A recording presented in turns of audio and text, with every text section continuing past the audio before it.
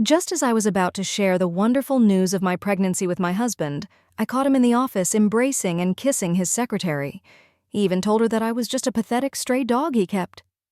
When I got home, I started packing my bags, determined to leave and get as far away as I could. That night, as I was folding my clothes into a suitcase, James finally came home. He noticed what I was doing and without a word yanked an old jacket from my hands, tossing it into the trash with utter disdain. "I told you to get rid of this junk ages ago," he spat. "Just seeing it here disgusts me. Earlier he'd spoken of me as nothing more than a pet, and now he treated the few things I cherish like trash." My chestache. My face turned pale, but I fought to keep my expression calm. He didn't even look at me as he tossed a small, lavishly wrapped box onto the bed. "It's your birthday, isn't it?" His tone was almost mocking. "I had a custom piece made. Do me a favor and start dressing like you belong here. I can't have my wife looking like a disgrace." I opened the box and found a pair of gemstone-studded earrings. They were exquisite, yet cold, and they felt like they belonged to a stranger. I placed the box gently on the table, my voice barely above a whisper. "Thank you? But there's no need. My birthday already passed." James glanced at the clock, his patience fraying. "It's barely 5 minutes past midnight," he snapped, irritation coloring his words. "What's wrong with you, Nadine? Are you just trying to start a fight?" Taking a deep breath, I tried to explain as calmly as I could. "I'm not trying to pick a fight." Ignoring his scornful gaze, I crouched down to retrieve the clothes he'd thrown aside. "These clothes are precious to me. The head mistress of my orphanage gave them to me when I left. They're clean, not garbage. Rejecting my gift for this old junk, and you say you're not trying to start something?" James scoffed, his eyes cold. As he watched me fold the clothes, his smirk grew crueler. "Nadine, have I given you too much freedom lately?"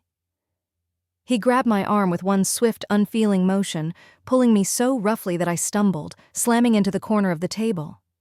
Pain tore through my abdomen, and my heart raced with terror as I cradled my stomach, instinctively shielding the tiny life inside me. My voice trembled as I whispered, "I don't have my ears pierced. I can't wear earrings." James' face twisted in irritation. He released me, his eyes flashing as he studied my reaction. For a brief second, he looked almost taken aback. I forced myself to ignore the pain, stepping away from him as calmly as I could. He glanced at my stomach with barely concealed distaste. "Maybe it wouldn't hurt you to start working out more. You've let yourself go, Nadine. I don't want to see you outshined by other women." I bit my lip, fighting the sting of his words. But he turned his back on me without waiting for a reply, shutting the bedroom door with a slam. Left alone, I pressed my hand against my abdomen, whispering through silent tears, "I'm so sorry, little one. Your father has changed, and now I can't have you." As the house fell silent, my mind drifted back to the scene in his office.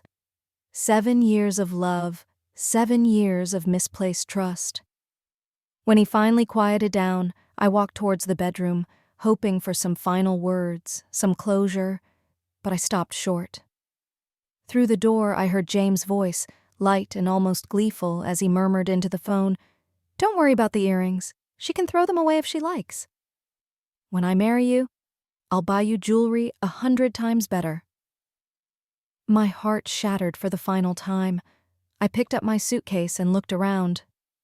Knowing this was goodbye and with my heart in pieces, I left the house that held all our memories, stepping into the night alone. 5 days had passed since I walked out of James's life, carrying only the essentials and the shattered pieces of my heart. On the 5th day, my phone rang. His name appeared on the screen, stirring a rush of emotions within. Me? I wondered if he would ask why I had been gone so long. He'd finally noticed I wasn't there, but his tone was cool, almost indifferent. "Hey, where did you put the silk tie I bought last month?" I closed my eyes, clenching the phone, but I still managed to tell him exactly where he'd left it, word for word. Once he found it, he continued without so much as a pause. "Don't stay wherever you are. Book the earliest flight back, And don't forget to attend the charity banquet tonight." I couldn't stop the humorless laugh that slipped out cold and sharp.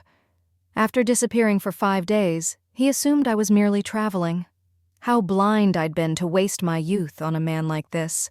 A man who didn't even notice his wife had left. Sitting on the steps outside the maternity clinic, I looked down at the appointment slip in my hand. An abortion, scheduled for today. My fingers trembled as I replied, "I won't be back. Why don't you ask Sandra to be your date?" Sandra Wilson, his secretary and the daughter of a wealthy family. She'd attached herself to him after he'd heroically saved her from a minor car accident, warming her way into his life from a lowly assistant to his personal secretary, and finally into his bed. It was old gossip at his office, and yet I had chosen to stay blind. Believe he loved only me until that day in his office shattered everything. Silence stretched between us for a moment before James's voice filled with anger. "Nadine, what's gotten into you? Sandra is my secretary, not some slave for you to boss around. When did you become so bitter? It's just a simple matter. Can't you just cooperate with me?" The way he spoke her name, so soft and gentle. A stark contrast to the way he spat out mine. It cut deeply. I bit down on my lip, swallowing the tears that threatened to spill.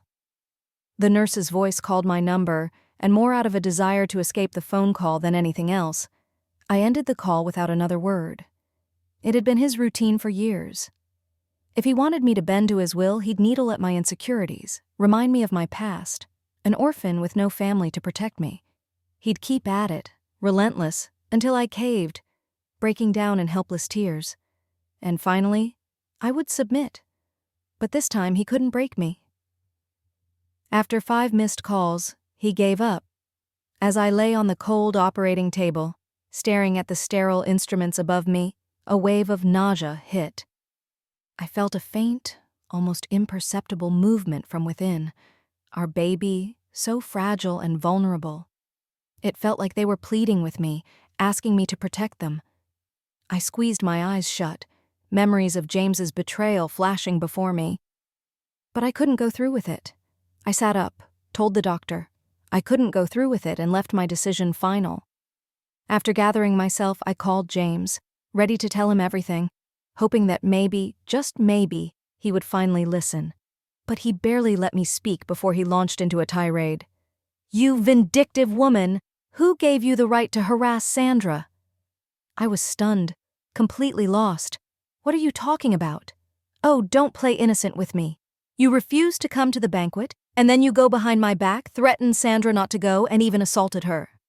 I could hear the pure venom in his voice as he sneered, "Sandra never did anything to you. After 7 years, Nadine, I'm finally seeing who you truly are. A vile, spiteful woman." The accusation left me numb. He didn't give me a chance to explain, dismissing every word I tried to say. After hanging up, I stumbled out of the clinic, barely noticing the rain that had started to fall. Cold drops mixed with my tears, blurring my vision. Through the haze, I noticed a sleek black car pull up at the curb. A Maybach.